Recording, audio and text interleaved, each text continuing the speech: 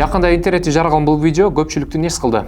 Тірі жыланды қайнап жатқан қазанға салып, шорпа қылып атқан адамдың видеосы бұл елдің қыжырын қайнатты оқшайды. Bir қарасаң, елдікті ары деп айтышады, екінші жағынан бұл ыңғайсыздық. Бұл видео Өзбекстанның бір аймағына тартылған. Біз бұл көрінішті артында емне жатқанын білу үшін ошол әрекет шейін барып, жерінен көріп келдік. Көрсе, бұл жылан шорпосы чынында эле колдонулат экен. Айрыкча ден соолугуна көйгөй барлар барышат. Муун оорусу менен жабыркагандар, суу өткөндөр, алсыздар, эр күчүн артыргысы келгендер дагы атайын барып ичип келишет. Арасында кыргызстандыктар да бар экен. Бұл жөн гана кадам эмес, Акча табынындагы булагына айланган дарылык бизнес десек болот. Бирок видео тарагандан кийин журналисттер, жаныбарларды коргоо уюмдары, соц тармактагы элдин реакциясы баары күч болуп, Өзбекстандын тийиштүү органдары аралаштыр. Өзбекстанда жыланды тирүүлөй бышырууга тыюу салынгандыгы айтылды. Эми мындай көрүнүштөр кайталанса, мыйзам чегинде жоопко тартылат. Бирок суроо ачык бойдон калууда. Элдик тары менен ырайымсыздыктын чеги кайда? Айтмакчы, бул жалгыз мисал эмес. Өзбекстандын кээ бир жерлеринде иттин эти суук тийүүгө, сөөк ооруларына жана ошондой эле чаян, кескелдирик, жапайы жылкынын өтү ар түрдүү элдик дарыларда колдонуп келет. Бирок мындай дарылар илмий жактан далилденген эмес. Тескерисинче туура колдонулбаса кооптуу да болуп калышы мүмкүн. Демек, ар бирибиз ойлонушубуз керек. Шыпа издеп жатып, жаратылышка зыян келтирип албайбызбы?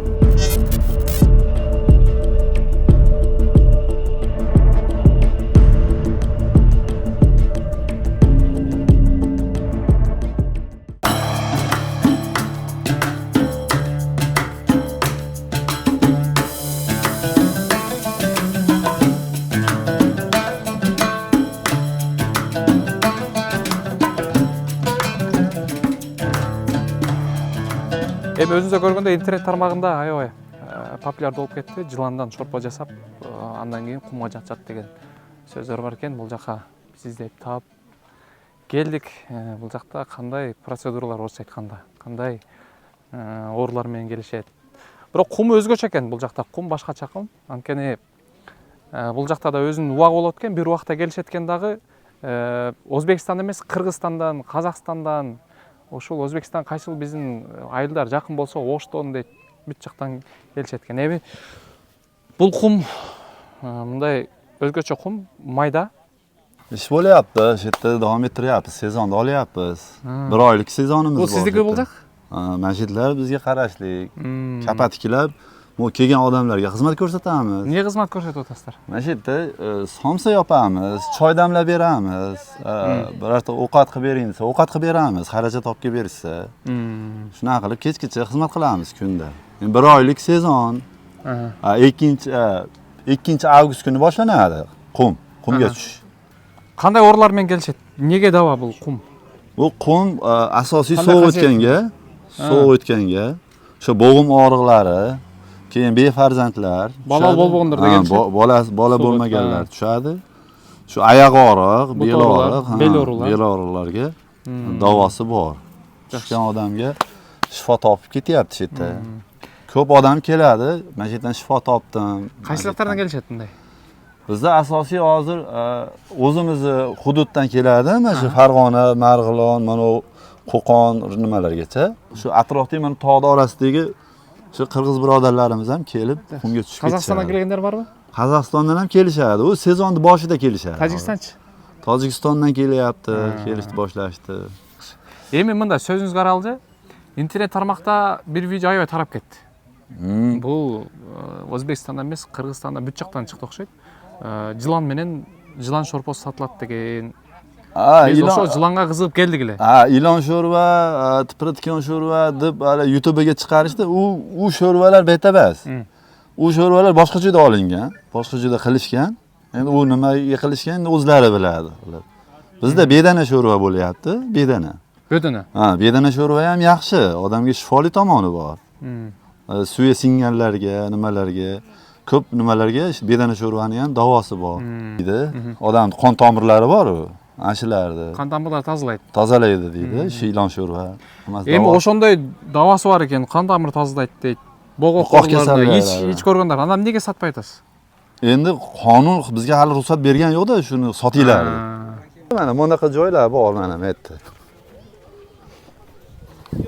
Бұл атайын қазып қойыпсыздар мұрын-ле?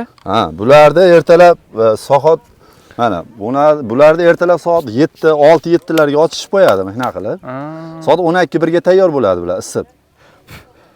Tayyor bo'ladi. Bularga kelgan odamlar mana bunaqa kapalarga tushib, to'xtab, yechinib. Maka yotadi, bir tarafga shu boshini qo'yib yotgandan keyin buni ko'miladi. Ko'mib, shu yelkalari bilan, oyoqlari bilan ko'madi. Bu bitta joyda. Bitta joyda 10 minut yotadi. Buna misol bu yoqda go'm o'tib beradi. Mana ko'radi. Mana. Qum tortadi-da, qum tortadi o'ziga. 10 minut ichida hali iliklarni qaynatib, mana qo'lni iliklarini, oyoqni iliklarini qaynatib, o'zi tortadi ichidagi nimalarni. Muzdoq, suv tuzlarni eritadi. Tuzlarni. Ichidagi nimalarni bor nimani tortadi o'ziga. Bitta joy kam deganda 1,5 litr suvini totib oladi. Bitta odam 1,5 litr suvini totadi. Bu degani 3 ta joyga tushadigan bo'lsa 4,5 litr suvini totadi. 4,5 litr suvini totib oladi. Bunaqa soyabon qilib yotadi. Qancha turadi aqchasi?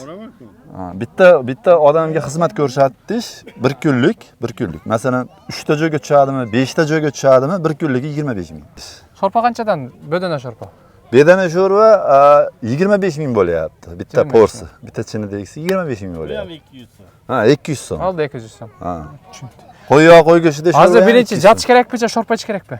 Birinchi sho'rva ichib olinsa, bu yotgandan keyin ham ichingizdan, ham tashingizdan bo'lib ikki tomonlama nima ketadi?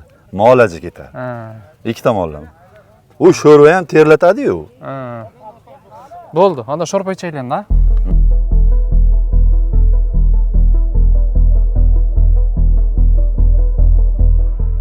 Bödөнөнүн шорпосун ичип жатып, ичинен жыландын куйругу менен терисин байкап калдым.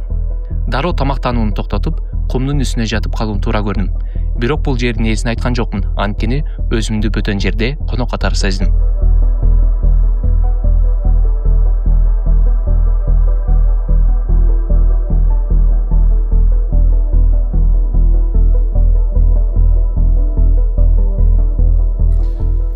Достор, шорпосун да ичип көрдүк, кумуна да жатып көрдүк. Азыркы чын айтканда кумуна жатып көргөндөн бир аз жеңилдеп калдым да кадимкидей.